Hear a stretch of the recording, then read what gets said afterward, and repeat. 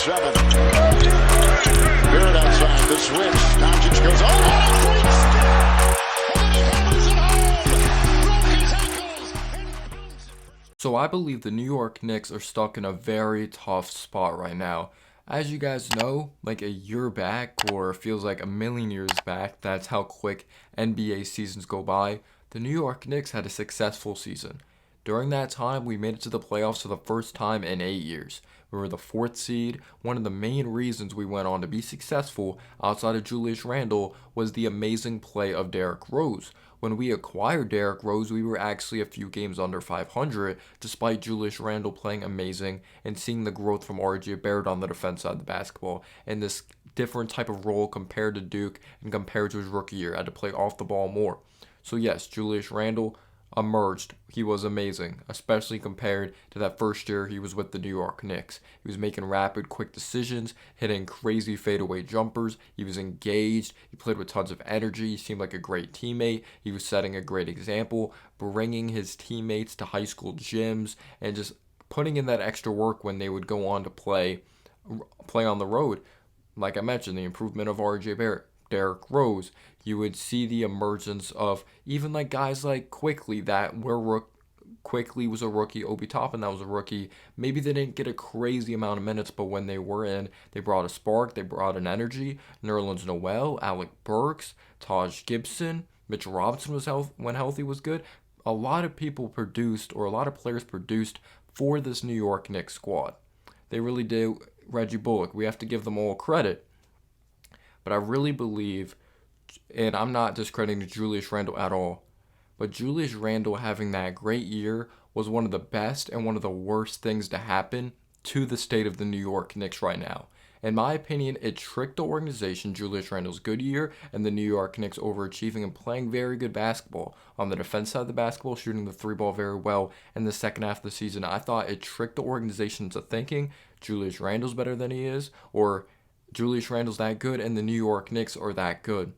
And that's why I think the New York Knicks went on to add a piece like Evan Fournier. They're like, oh, like let's build around Julius Randle, put another, maybe a more consistent shooter. Maybe he's not as good defensively as Reggie Bullock, but he's going to consistently score the ball more. He can put the ball on the floor a little bit. You know, we can get a stopgap guy here of Kemba Walker or get him on a cheap type of contract. I'm not part of the front office, obviously. I don't know what Leon Rose's complete mindset is. We could see these reports. We could see him come out once a year and talk about like the state of the New York Knicks. He doesn't really talk much. But at the end of the day, we don't know what his true plan is. When he opened up cap space, when he went on a trade for draft picks, you could say it was for a Donovan Mitchell trade. But if he really wanted Donovan Mitchell that bad, he would have threw Quentin Grimes into that deal. But then we can get back into this. I'm not trying to talk about it a lot, but I don't think Danny Ainge really wanted to talk to the New York Knicks at the end of the day and trade for a Donovan Mitchell. So what I'm getting into here is the New York Knicks need to pick a direction. You take a look at the New York Knicks. So back in the 2020 NBA draft, obviously we came out of that draft with Obi Toppin, and we came out with Immanuel Quickley as well. And this is the key thing here. When you take a look at those guys, we don't know who truly Obi Toppin is. As the 8th overall pick for where he was drafted, Julius Randle has this amazing season, right? So you're like, obviously this guy's going to start moving forward. And Obi is drafted here when like we thought Julius Randle was going to be traded, has this great year. So it's like, okay, Obi's going to be the spark plug type of guy. And then this season, Randle's attitude is terrible. Thumbing down the crowd, telling us to shut the F up or whatever he said in quote. Like, it was awful. Like, in New York, at the end of the day, you got to be able to deal with the bright lights. You got to be able to deal with the media, and he did not do that well last season. And I've always said he has talent, no doubt about it. But it comes down to up here. His basketball IQ is absolutely awful. He can't consistently feel a double team. He doesn't know. He can't sense it when the second man is coming. His shot selection is awful. Even when those fadeaways weren't going down, he didn't know when to attack the basket. He would settle for a lot of outside jumpers, despite him being one of the biggest players out there on the floor. I feel he has the capability of doing things. It's just that he does not process information the best, and his effort wasn't the best. His attitude wasn't great. It just seemed like he was such a selfish player. And he had that very good year again, his second year with the New York Knicks, but he's had more mediocre or not so great years compared to that one good year with the New York Knicks. He wasn't good his first year, but you could say bad coaching. Second year, he was good. But this past season, there's no excuse outside of basketball. Even attitude awful. We don't know what's going on behind the scenes, like what's going on mentally, because mentally, your mental health is something that's really crazy, though. You always think someone's happy, you think someone's upset, but you don't really know what's going on behind the scenes. So, Obi Toppin, we see towards the tail end of the season, or see towards the end of the season. Correct me down below in the comment section, or I may put it on the screen. I believe he's had 8 or 9 games, or at 8 or 9 games throughout the season that he played 30 or more minutes, and everyone's like, oh my god. Look at his points per game. Look at his assists. Look at his feel. He has an underrated handle. He's busting out spin moves. We know how athletic he is. He's a gazelle running the floor, He's a point guard's dream. He's going to be a beast with Jalen Brunson. So he's had those games that he has thrived. But to me, they're not 8th overall pick games. What I mean by that is, I'm not taking anything away from what he did in those games. He was amazing. But we need to see him consistently start. It's probably not going to be the season because I see Julius Randle coming back. But for your 8th overall pick, you need to see them consistently start. That defenses adjust. We want to see what Obi Toppin looks like when defenses are adjusted with him starting. Against the Raptors when he went off. Again, not taking any credit away. Their main guys didn't play. Fred VanVleet wasn't out there on the basketball floor. Scotty Barnes did play, but there was no Siakam. Still some quality players out there on the floor. It's the National Basketball Association for a reason. They're professionals for a reason. You see the talent there. But don't you guys also want to see that? What's he look like when defenses are truly game planning for him? They're expecting him to start, or they've expected him to start in the past, but there wasn't much of a sample size to really see his tendencies in starting when it comes to starting. Because there's certain players, they just have a different feel and confidence when coming off the bench compared to starting. So now you're like, well, it's simple. Just start Obi Toppin. You drafted him 8th overall. Randall's attitude is terrible. It looks like he may not be here moving forward, but you never know within the Knicks organization that they may be confident in Randall. I know some of you guys just threw up in your mouth a little bit. But it's like, we need to see what our 8th overall pick truly is. What is Obi Toppin truly? Let's trade Randall, start Obi Toppin. Let's go all in. We have to pick a direction. We're either trying to win now or we're trying to win but with the youth, And I think there's a complete difference when it comes to those two. Evan Fournier, he's a quality NBA player. He could shoot the heck out of the basketball. I think he's underrated moving without the ball. He could put the ball on the floor a little bit, but we know his Achilles heel is defense, lateral quickness, not the best of athletes in the world. He may help us win a couple more games than a Quentin Grimes based off of experience, but it's just common sense. Quentin Grimes hasn't consistently started enough games in the NBA that you could just count on him to consistently win games. And that's not a knock against Quentin Grimes. But what I'm getting out of this is Evan Fournier may, again, he could be inconsistent. Maybe he gives you a little more, consistency this season if he started compared to a Grimes due to experience. Again, things may be different. But the ceiling with Grimes starting is different because he's younger. He has better vision. He's a better defensive player. He's very good at relocating. Evan Fournier could do that as well. But he could shoot the heck out of the basketball, and there's more off the dribble, in my opinion, when it comes to Quentin Grimes. So yes, maybe we're a little better winning, and maybe that there's a little more consistency there with Fournier starting, but there's more of a ceiling, and you want Grimes to get that experience so then when it comes to the future, our ceiling is higher, and we're not regretting anything like, damn, we didn't get the most out of Quentin Grimes, if you know what I mean. So anyway, going back to the whole Julius Randle thing, what is Randall's trade value? Who wants Randall right now with his terrible attitude? Someone that's not really the best at feeling double teams, making the right reads, or seeing the right read, or seeing a guy open outside on the perimeter, or even cutting, doesn't have the best of basketball IQ, especially if you have younger players on that team. You're like, do we really want to bring in a Randall to spread upon, bad body language, a bad attitude, and just a selfish style of play? But it may be different in a smaller market. It may be different, and he gets a brand new, fresh start, because New York is one of the toughest toughest places to play for sure, and I really appreciated what he did that one year. He brought us to the playoffs. He was amazing. Obviously, he didn't play the best in the playoffs, but it's a guy that's unclutch. He has talent, but his IQ is not the best. Maybe you bring him in as a bench guy. Like, what do you get back for Randall? You know? And I'm starting to be in that boat that it's like, I honestly don't really care what we get back for Randall. It's not me unvaluing him or just disrespecting him, but it's just like we got to look towards the future. Obi's going to be here moving forward. We drafted him. You know? Randall, due to attitude, due to his IQ, if you want RJ to succeed, if you want the other players to succeed on this team, you need unselfishness. You need guys that are willing to move the basketball. And especially under Tom Thibodeau, with this bland offense, that's not going to happen. You know, there's not going to be a high level of success when it comes to offensive consistency. And we know there's not much movement within this offense. So that's the problem. We're stuck in a pickle. It's going to be hard to move on from Randall. I think Randall's coming back this year. So we're still not going to see what Obi Toppin truly is when it comes to being a starter or being that 8th overall pick. You could still be very productive as a bench player, though. Don't get me wrong. And Taj Gibson is gone. That's another guy that's like out of his way. Even though all respect to Taj Gibson, I really do believe, yes, you need young players with high upsides, but you need veterans to teach them as well. But Taj Gibson averaged more minutes per game than Obi Toppin last year. And I think that is completely unacceptable. All respect to Taj Gibson, but he's nearly 40 years old, or it seems like he's nearly 40 years old. We know he's played with the Thunder throughout his career, played with the Timberwolves, he played with the Bulls. All respect to his NBA career. You know, I actually thought he had a pretty underrated one, or he's a pretty underrated player. But we got to see what Obi Toppin is. Mitchell Robinson, he's going to be here moving forward. He's starting. The Jalen Brunson move. Now, when you think about Jalen Brunson, I think Jalen Brunson's both. He's a win now, because I think the Knicks are trying to win no matter what. Like, you could be young and still try to win.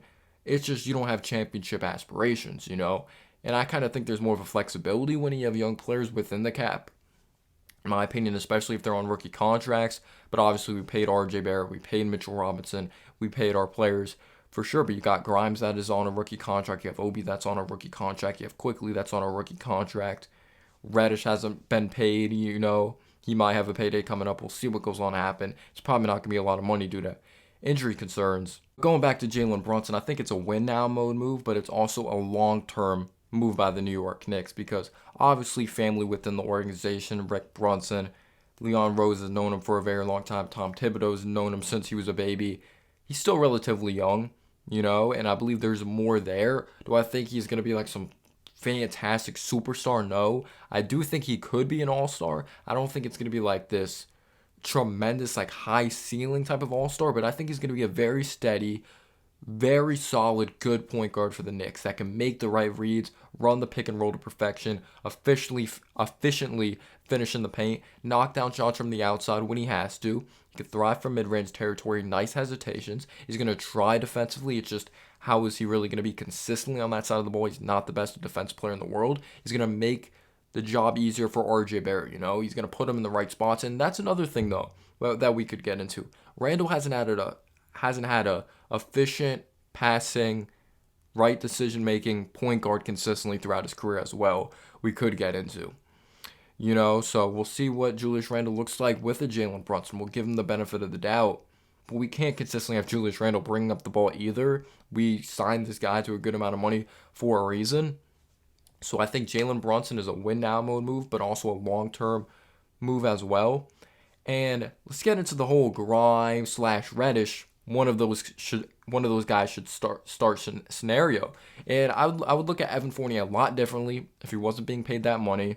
It's not some crazy contract or anything like that, but for someone that doesn't play defense, he can shoot the ball, he can relocate, put the ball on the floor a little bit. I do think he's a tad overpaid.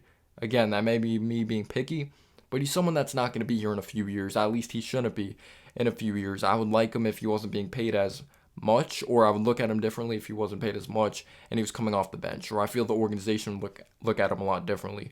So if we went on to start Grimes, which I think could be a scenario, but I wouldn't be surprised if Fournier starts. We saw the reports. Grimes was really valued when it came to the Donovan Mitchell trade situation. I'm not trying to bring up that situation, but that was one of the deciding factors. We're not putting Grimes in there. Well, then you have to value Grimes like you valued him in the Donovan Mitchell sweepstakes and start him. Or give him a more valuable role. Put him in the position to be successful. If you really value him, take him out of this box. Tell Tom Thibodeau to take him out of this box and stop restricting him as just a pure 3-and-D player. Do I think he's someone that's amazing off the dribble? No, but there's more to his game of moving without the basketball, underrated playmaking. I think his handle needs to get a little tighter, but he's been working on a step back as well. And I'm not just going to go purely off of Summer League, because we have seen guys that have different bags in the Summer League and then it translates over to the NBA or the bigger leagues, and then they have a way different role or they play a lot different and they don't succeed as much. But this is the thing. Everyone was crapping on Grimes when it came to that finals game. When it came to the NBA Summer League Championship, everyone was bashing him like he's going to be the number one option for the Knicks. He's not going to be played defensively. Like, defenses aren't going to key in on him like they keyed in on him in that Summer League game. Like, he's not going to be some number one, number two option. He's going to be playing a lot. He's going to be played a lot differently, at least in my opinion. I'm just a fan. There's going to be pressure taken off of him.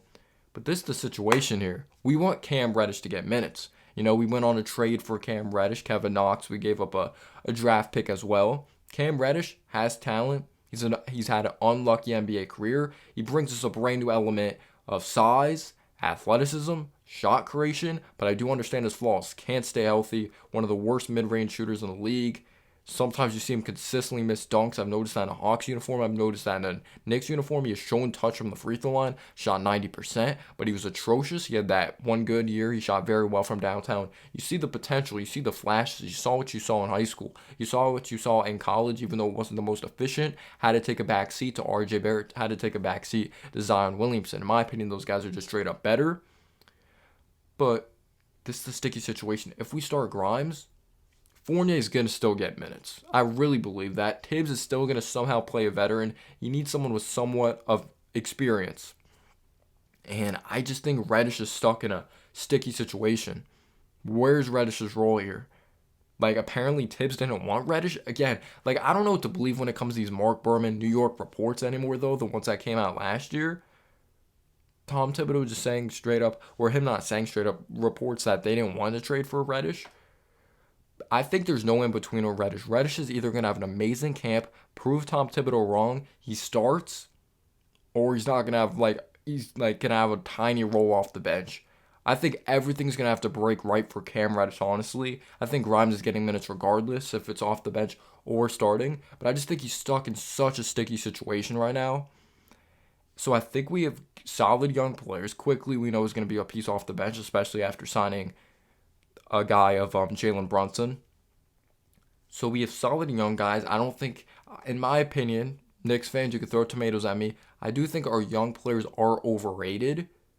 That doesn't make them bad. I still think they're solid, and we have to put them in the position to succeed. And do we have the right coach, though, honestly, also to play these young guys and start these young guys? Not just play them, but put them in the position to be successful, utilize their skill sets right.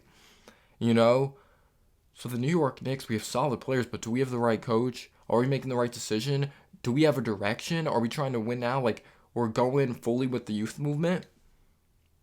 If we see Grimes start or we see Reddish somehow just skyrocket, stay healthy, and just kill it in training camp, or they believe in him or something like that, and then they start him, okay, I'll start to believe that this team has a direction. And I'm not trying to bash Leon Rose, but I see people praising Leon Rose like crazy. Leon Rose seems like a cool guy, for sure, but he's people give him credit for opening up cap space and maneuvering for draft picks. But he still needs to prove it with how these guys play out there on the floor. How do these guys mesh together? He has a say in who our coach is as well, or what the coach does. And if the coach doesn't like what his philosophy is, you let him go. But again, I'm just a fan at the end of the day. Do you think the Knicks have a true direction? Are you scared that we're just dipping our toe in the water a little bit when it comes to youth movement and we're not fully going in? Again, I'm not saying to all have a bunch of young players on this team or tank. I still want to win games. But these young guys need to figure out how to win games with veterans on this team as well. Veterans could be on the bench and teach them winning habits. Obi may eventually, he may not build winning habits as a starter if he doesn't consistently start. But we have Randall here, so it's a sticky situation like I mentioned. These guys need as much experience as possible. And I just hope RJ's in the position to be successful. I hope all these players are in the position to be successful. I'm not expecting us to go to the playoffs. I actually think we're going to be a play-in team. I don't think we're a top 6, top 7, echelon type of, or just top 6, top 7 team. But if RJ breaks, just goes off and has a breakout year, you never know. But the East is freaking stacked. Let me know down below your thoughts. Peace out, y'all.